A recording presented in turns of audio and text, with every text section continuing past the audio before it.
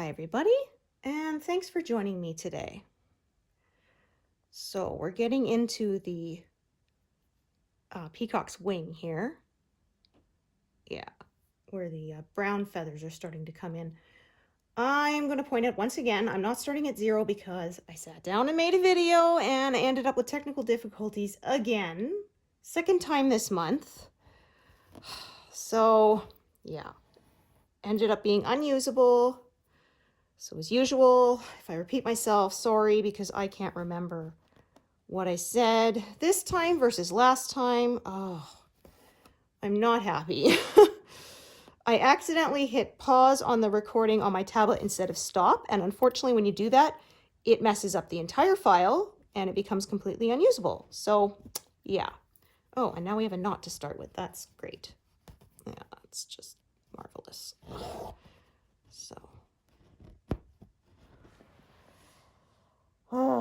So this may be a bit of a shorter session today because I already did a bunch of stitching this morning, even though unfortunately it wasn't usable. I am so frustrated, but what are you gonna do, right? Oh, ruddy technology. I realized, yeah, as soon as I went, I was meant to hit the stop button and I fat fingered the pause button instead. And as soon as I did that, I immediately went, oh, because I knew that, yeah, I don't know. It's a very touchy program. And unfortunately, I don't know why it gives you the option to do that when it just corrupts the file and won't work anymore. It's total waste, right? So I don't know. I mean, it's free, so I guess I can't complain that much, but I will anyway. Because I'm annoyed. Okay, I'm going to do this one out of order. Just, yeah. See, the colors here are kind of almost forming like stripes sloping this way, and so I've been kind of just following it at this point rather than fighting it. Yeah, I'm...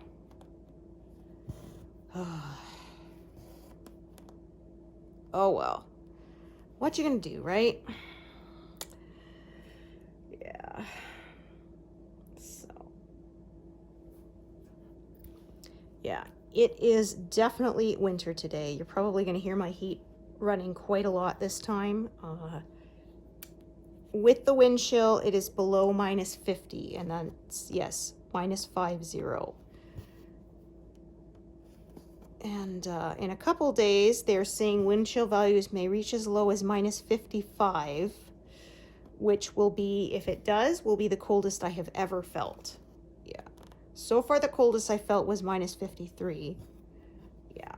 So... yeah, hard to believe just a couple weeks ago I was walking outside. And now I don't even want to take my garbage out. Yeah. The first year I felt it this cold, I remember when I did have to take the garbage out, and I basically just, I opened my back door and kind of chucked it on my porch. I figured it's so cold it would freeze and we wouldn't end up with, you know, scavengers showing up. And I was correct. Yeah. Obviously it was I think too cold for even the raccoons and stuff to be out, because yeah, it stayed there until it warmed up. I say, you know, with air quotes, to only -30. Then I went outside and actually threw it in the garbage can properly. But yeah, oh yeah, it's wild. School buses shut down when it's this cold. I see a few people out taking taxis, because I guess if they didn't have a insulated garage, their car won't start, especially if you don't have a block heater. My husband had his plugged in last night, but when he started up that truck this morning, my gosh, it sounded rough. Yeah, it was. And it's not an old truck, you know. They only got it like, it's a company truck, and they only got it like last year or something like that. Oh, is there a knot in this already? My gosh. I tell you, I am not having luck today. Oh, man. Okay. Okay.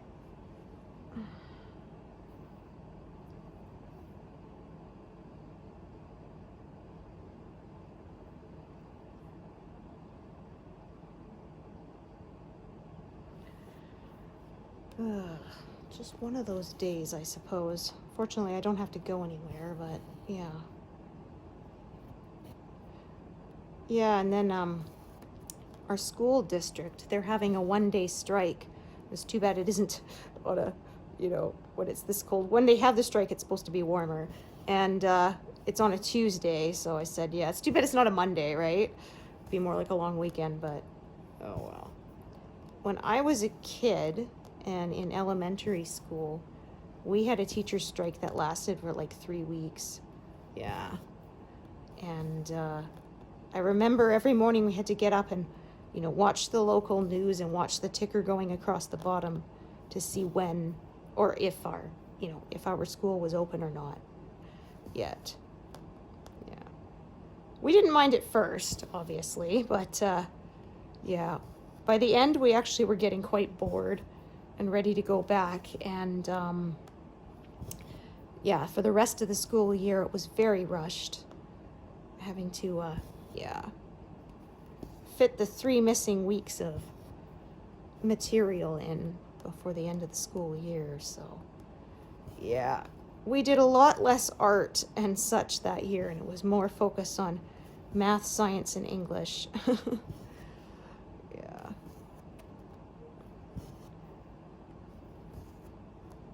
Yeah, my kiddo will be having his finals soon for the first semester. So yeah, been studying for that. His biggest problem when he does exams is that he rushes through and he doesn't read the question thoroughly enough to be sure he understood it, so he answers it wrong sometimes. And I'm like, you know this material, it's just that because you didn't pay attention to the question properly, you mixed yourself up. Like there was one, I remember, they had this Venn diagram and there were kids' names, and then it said, how many kids are in the overlapping part, and he wrote the kids' names, and so he got marked as incorrect. And I'm like, see, you knew this, but you didn't look closely that it said how many, not who, right? So yeah, so that's why I tell him, like, you have to slow down and pay attention to those little details, because that can be the difference between getting the question right or getting it wrong. And it's really frustrating when you knew it, you had the right answer, or at least, you would have had the right answer if you had been paying close enough attention to the question. Instead, you got tricked because you didn't pay attention. So yeah, they have, I think it's 2 hours to write the exam, and students are required to stay for the first 90 minutes. So you can't rush through, finish in 20 minutes and leave. So, and then after that, you can stay the rest, you can leave or you can stay the rest. So we always tell him, stay the whole time. I said, if you finish and there's still time, go back and double check your answers, right? Like, because they don't allow rewrites. You get one shot at this. So yeah. Don't blow it, right? And it was funny, somebody said when they were in college, they were told they could bring 1 3x5 card of notes into the exam. They didn't specify that it was inches, so they brought like this piece of poster board in, covered in writing, and they ended up letting them have it. So they had also a 3x5 index card, the inch ones, right? But yeah, technically the rules didn't say it had to be 3x5 inches, so they let them bring it in. It's like, oh, smart. Of course, that was the only student who got to do that, because after that they clarified that it was 3x5 inch card you could bring in. Yeah, I remember my math teacher saying they were allowed that in college, and he said, I never knew I could write that small. Yeah. Squeezed as much information as he could on there.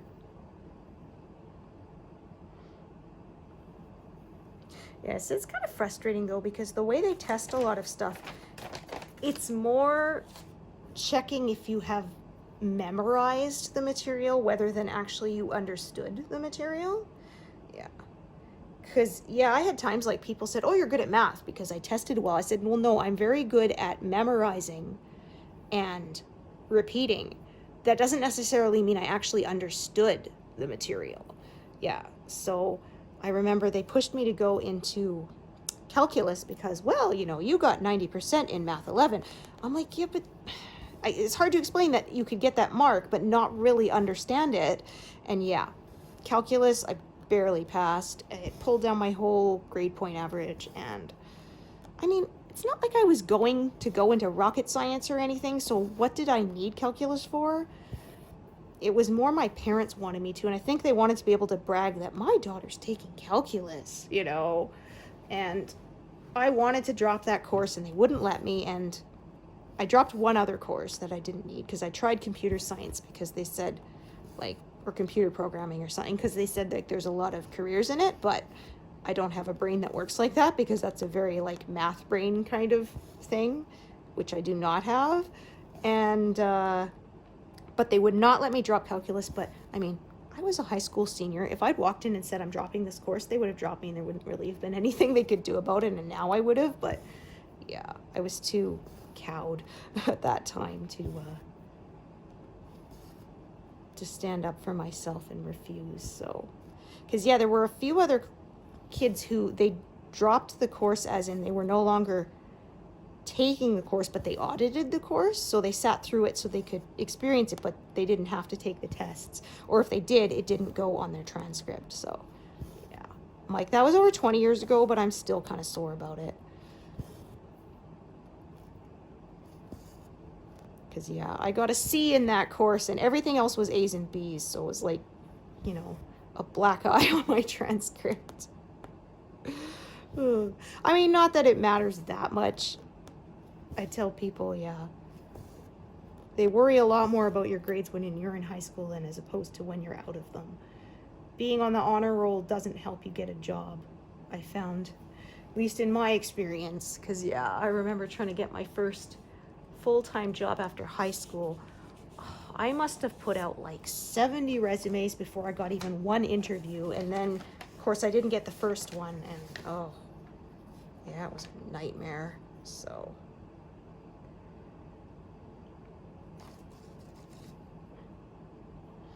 yeah, kiddo still says he doesn't know what he wants to do after high school. We keep telling him, you've got to think about it, because next year you're in 12th grade and then you graduate, and you have to start applying for stuff if you are going to take post-secondary education or go into a trade or whatever it is, right?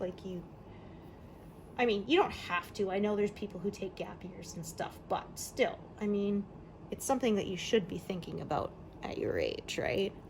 Yeah.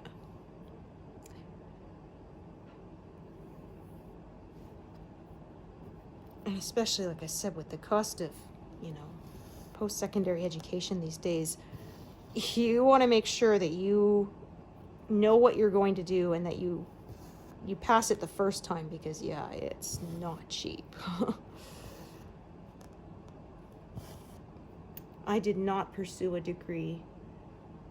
I had undiagnosed ADHD, so no help, and I was so burned out by the end of high school that I was just like, if I go to college, I'm gonna flunk. Yeah.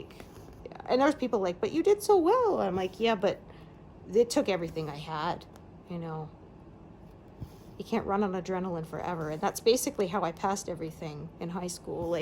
Said, leave the big project till the night before. Now I have the, oh no, panic, adrenaline fueling me of, I gotta get this done or I'm gonna get a 0. I do it the night before, I get an A, and yeah, repeat throughout all of high school. I don't recommend it though. Yeah, you can only rely on adrenaline for so long before your adrenal gland gives out and you burn out. And yeah, that is what happened to me. So when I did go a couple years later, it was just to take office admin courses. So we did typing, desktop publishing, that sort of thing. And then yeah, I worked in a newspaper for 2 years after that, before we moved. 2 years in BC, yeah, before we moved.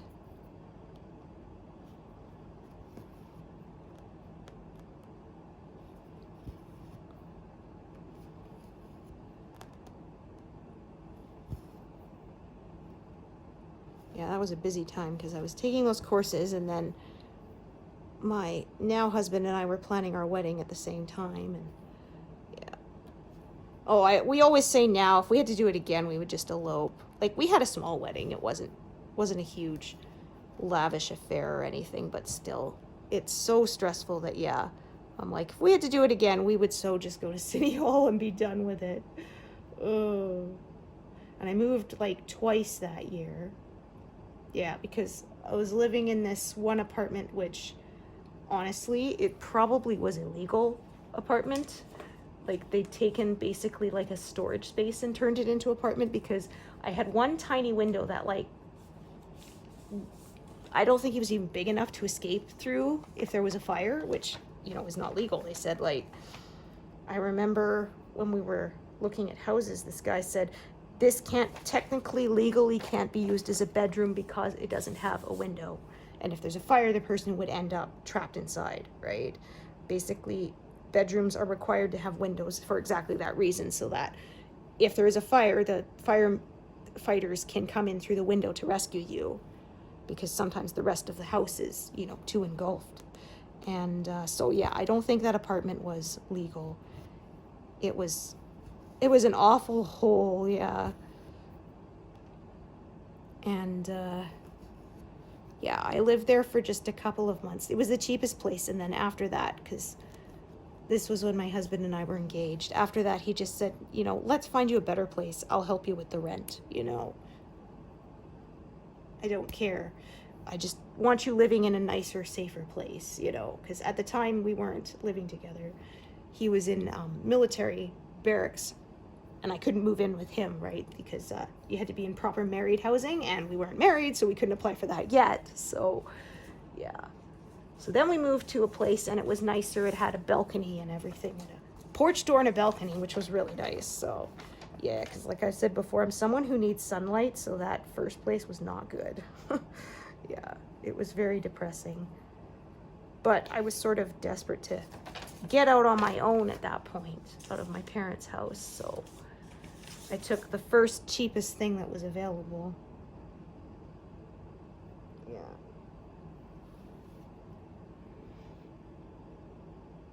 But yeah, it was like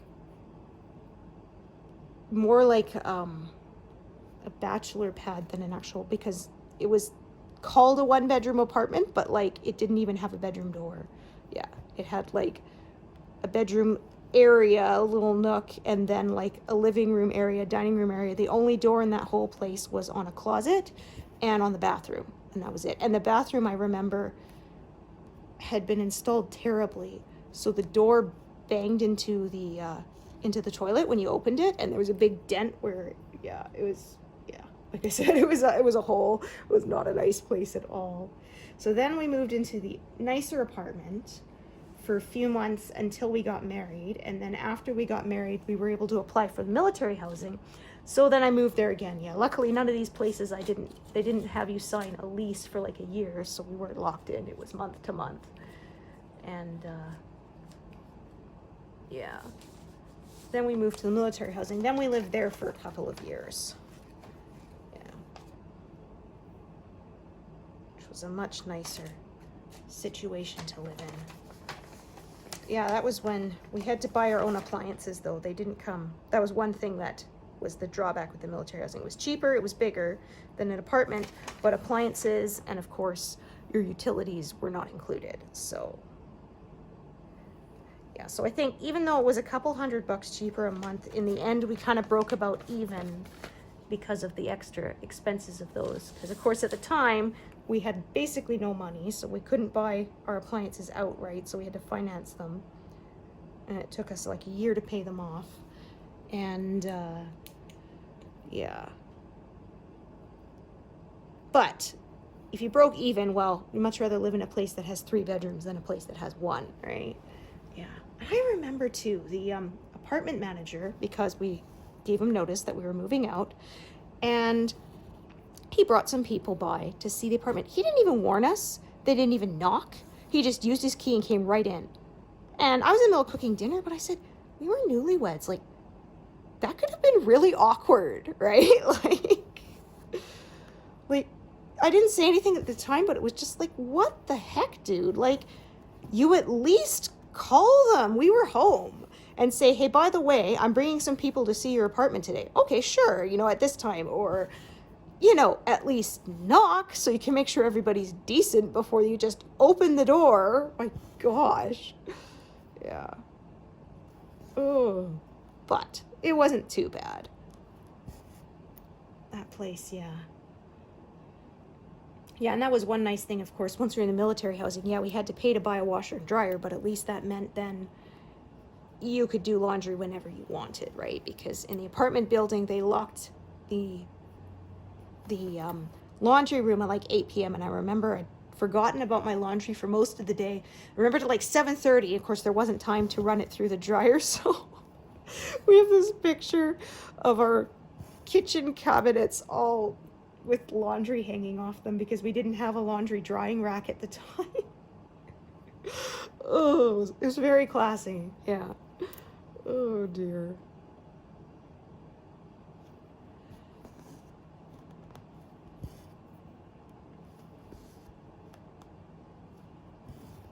Yeah, that second apartment had a pretty good use of space. It was smaller than the first apartment, but it was nicer because, yeah, it had natural light, and the way it was designed, yeah, even though it was smaller, it felt like it was the same size because the use of space was quite efficient. So, yeah, instead of like a whole sort of corner for my kitchen, it was sort of like there was the line of cupboards and sort of like the fridge, the stove against the wall, and then another line of counter that separated it from the living area. And so there wasn't a lot of room to move around in there, but like there was a lot of cupboard space. So yeah, I quite liked it. But yeah, like I said, you couldn't compare to getting to live in a little house instead of an apartment. Yeah.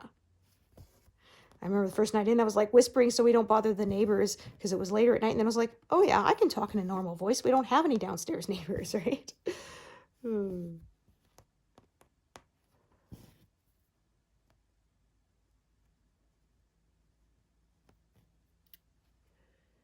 Yeah, those little, they called them PMQs, was private married quarters.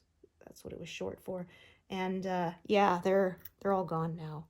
I think soon after we moved out, they bulldozed the whole lot because, like I said before in another video, that they had asbestos in them because they were built like pre-World War II. So yeah, but yeah, we were curious when we went back to BC to visit family. We drove by and you could not recognize the old area anymore because yeah, it's now all big high-rise condos and stuff. Yeah. Oh, I remember too, right before we moved, some wasps or something, and actually ended up building a nest in the wall by the front door. Yeah. We didn't sort of notice it until, like, they had taken up quite a bit of space in there. Yeah, because, like, one day I'm like, what is this buzzing sound I'm hearing? Like, this kind of, you know, humming sound. And, yeah, it turned out there's wasps in the wall. Like, gross. But, yeah, and then because we found every time we used the front door, wasps would chase you. And yeah, it was because that was right where their ruddy nest had been built. And yeah, so, but we discovered that like a week, literally a week or two before we were moving out to our first house in the next province. And so it was just kind of like, we let them know as we left, not our problem. Yeah.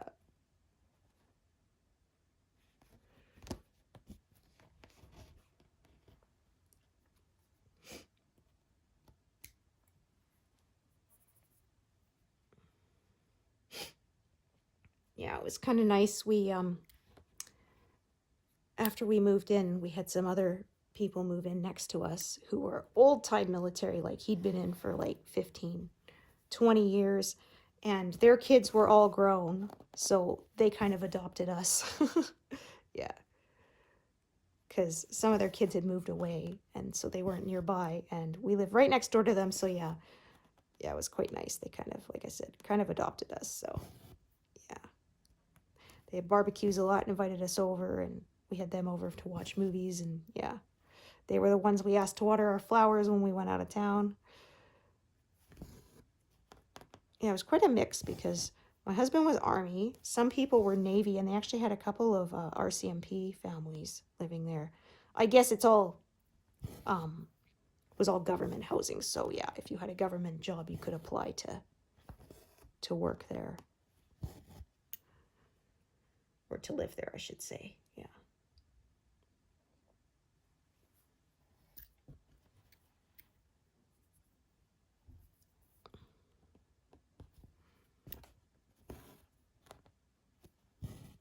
So I will try this time when I shut down my tablet recording that I use the stop button properly so that, yeah, oh, I'm so mad that I messed that up. Oh, I know better, but, well, like I've always said, I don't claim to be perfect. I make mistakes, so it's just frustrating when you make a mistake. That means you lose over an hour's worth of work. Ugh. Yeah.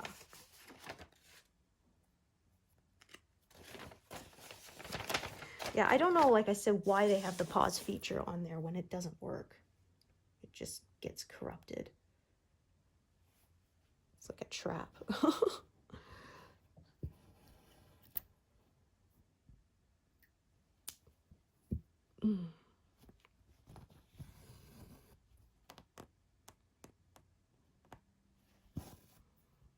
Some very bright orange in here.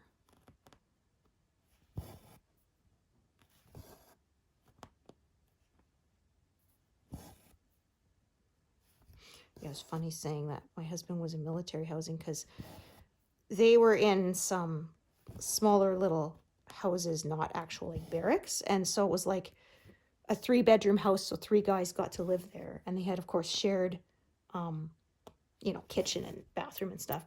And at the time, one of them had been deployed, I think. So he wasn't there. There was just one other guy. And for some reason, this guy thought that when we got married, I was going to move in there. Yeah, and he was all like, she needs to understand I live here too and all this stuff. And my husband's like, what are you talking about? And he's like, well, when she moves in, he's like, she's not moving in here. Like, we're getting married. We're not a couple of, kids shacking up. Like, yeah. You'll get the place to yourself, dude. Yeah, he was a bit of a persnickety guy. It was funny because one time I was, spent some time there, and I had tea, and I rinsed out my mug, and I put it in the sink, but I didn't wash it yet because I was going to wash it after we ate lunch and do all the dishes together, right? And he found it, and my gosh, later he's all upset that, oh, she made such a mess and all stuff. It's like, dude, it was one mug, right? And then anyway, my husband said, the guy went away on leave for a couple of weeks. He went to go visit his family out of town. So he's gone for a couple of weeks, and the guy had bought a couple of cantaloupes, and he left them in the cupboard, not in the fridge for some reason. And he said, like, one day he's like, what's this kind of fruity smell around here? And he opens up the guy's cupboard because they had separate cupboards, and he sees it, and he said it looked like this fuzzy butt in the corner because it was 2 melons stuck together and like they molded or whatever. And I just thought, well, this will serve the guy right. I won't clean it up. I'll leave it for him, right? It's his problem. And then, yeah, he told the guy, like, so could you clean up the cantaloupes in your, cupboard? Because he discovered it like a day or 2 before the guy was going to come home, right? And then the guy kind of looked, he was really sheepish. And yeah, he never complained about me leaving one mug in the sink again because, dude, what you left behind was way grosser. Oh, man. Yeah, like, yeah, it was wild.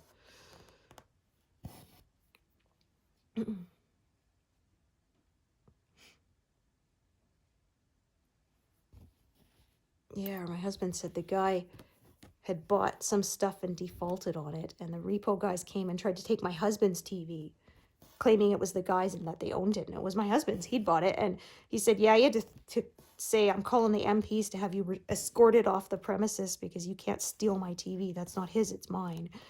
Yeah. He was not happy. After that, yeah, he moved it to his bedroom and locked his bedroom. So that kind of thing wouldn't happen again.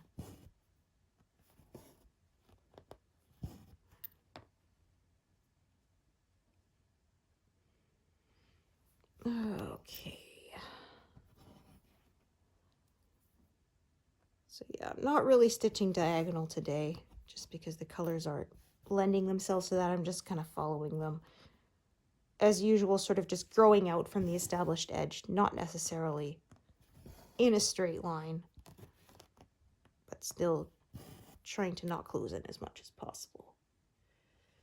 And yeah, I may get to 29% today. We shall see. Like I said, I may quit a little earlier today because, yeah, I've already been stitching for over an hour and I made a video. It just wasn't usable. Yeah,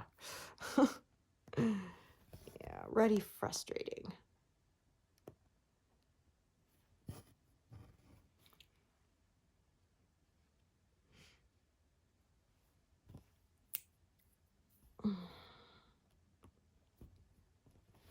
Okay. So yeah, this is gonna turn back into the blue here. As you can see, I got a whole bunch of threads parked here. This area was much more confetti. Yeah. Just tuck that into my grime guards so that they aren't getting in my way. Okay, 301. I think I got a short piece for this. Yeah, perfect.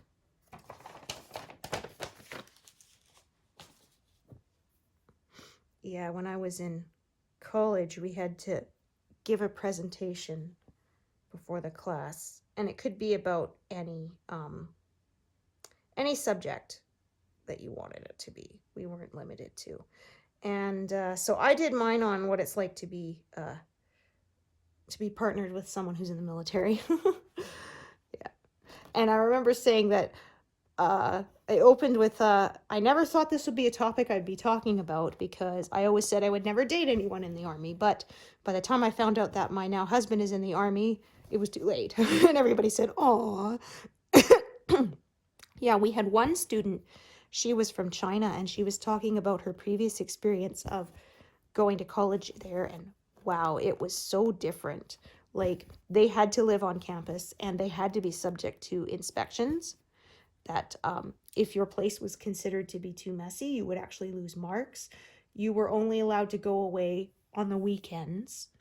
So like Friday night, Saturday night, you had to be back Sunday night, and you had to be back by certain curfew, or again, you would be docked marks. Like, it was, yeah, much different than the college experience here. Yeah. So I remember lots of people talked about different stuff, but hers was the presentation I remember the most because it was, yeah, experiences I'd never heard about before. So it was really interesting. Oh, I apologize. My throat is getting sore because, of course, like I said, I already filmed earlier. I've been talking for a long time, so I may not talk as much for the rest of this session because, yeah, my throat is starting to get a bit tired. There was a podcast I was listening to, a lady who does audiobook narration, who said that you actually have to learn a different way of speaking so that you don't strain your voice, so that you can keep on, you know, performing with it for, you know, hours a day. Because, of course, yeah, if your throat starts getting sore, your voice is going to sound different, and that would make for an uneven experience through the narration of the book. So, yeah.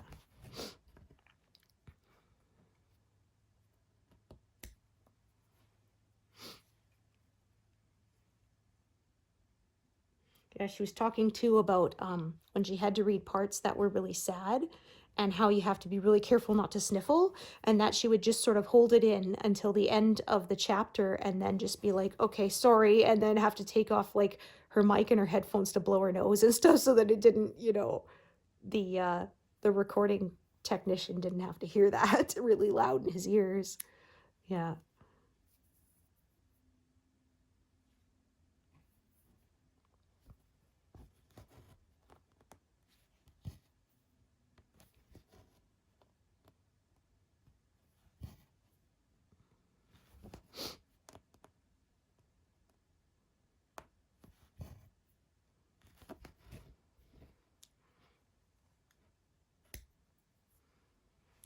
So yeah, because of the way these are coming together, there's a little bit of closing in, but not a lot.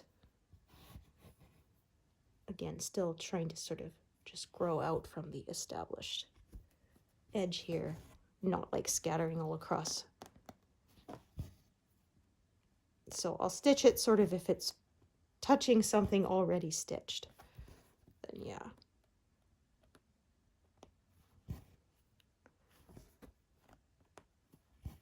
If there's a gap, then I just park it and stitch it later.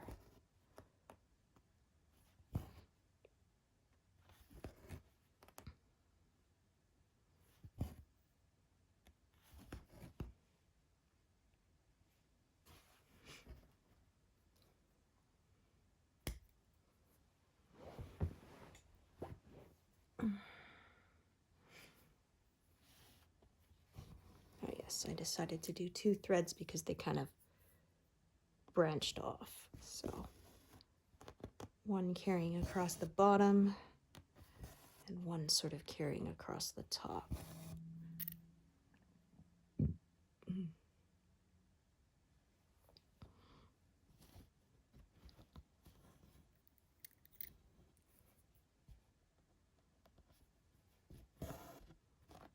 So yeah, I kind of ended up with almost this sawtooth kind of shape to my stitching there because of the way the blue turns into the white. Yeah. So finish sort of all this blue and then I'll start sort of filling in those gaps there. Yeah, I'm not sure whether I'll get back to my normal sloping of stitching for a while because the tail feathers are all sloping the other way because of the way the peacock is standing. So we will see. I'll decide when I get there.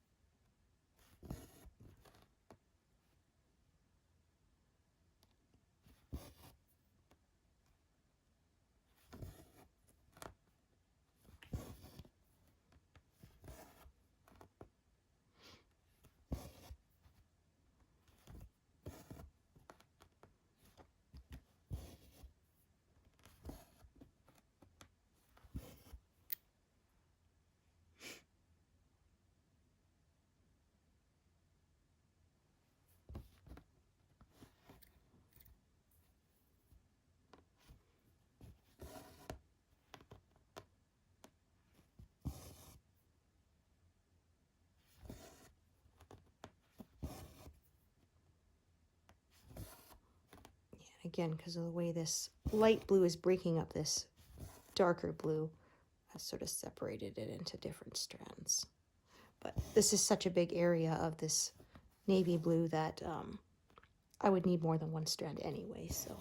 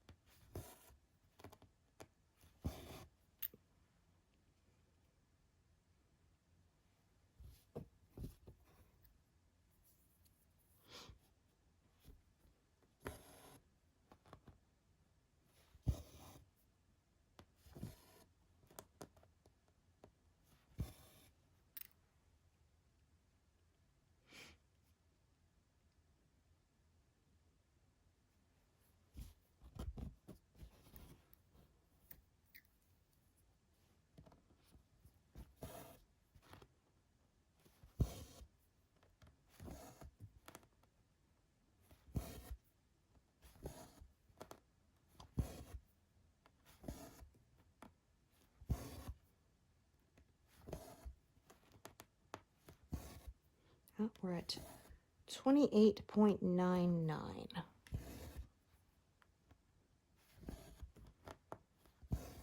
So I think that'll take just under 40 more stitches for it to roll over to an even 29% done. So I may stitch until then, not me where I take a break.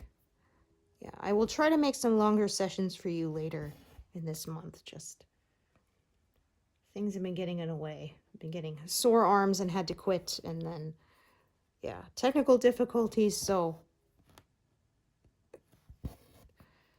the longer I made, it was a hour and 10-minute session this morning, and then yeah, ruddy thing ended up corrupted, so it was unusable. But I do try to make them longer because I have had a lot of feedback for people saying that they prefer my longer sessions. So, which I'm very honored that you enjoy spending time with me while I work. So, yeah. All your likes and comments and such are all very appreciated.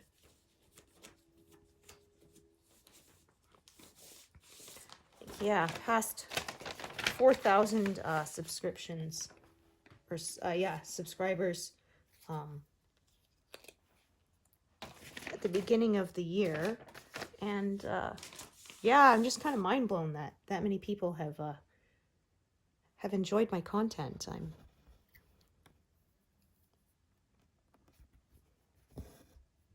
very humbled.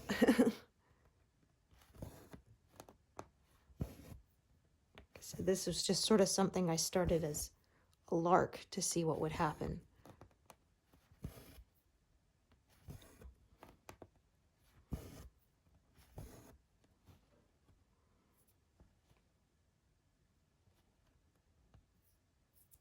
Oh, goodness.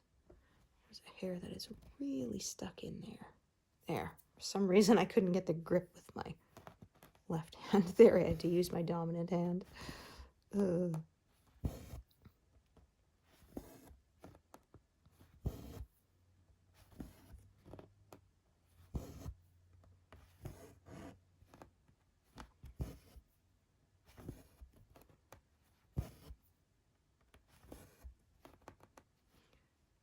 so I did those. Oh, those 40 or so stitches that I need to reach 29%. Should go pretty quick when it's all this one color here.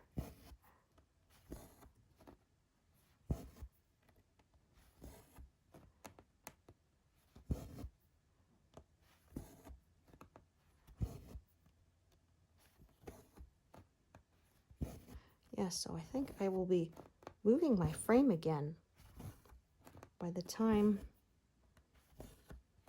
I make another session for you guys. Yeah.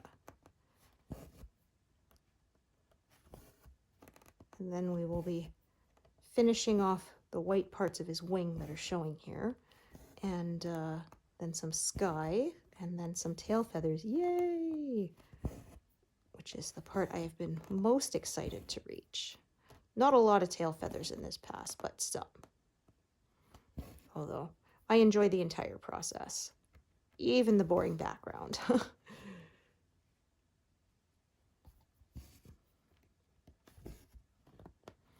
Yeah, still just, even though I've been doing this for years, it kind of still is kind of mind-blowing that you can make such amazing pictures with just all these little X's.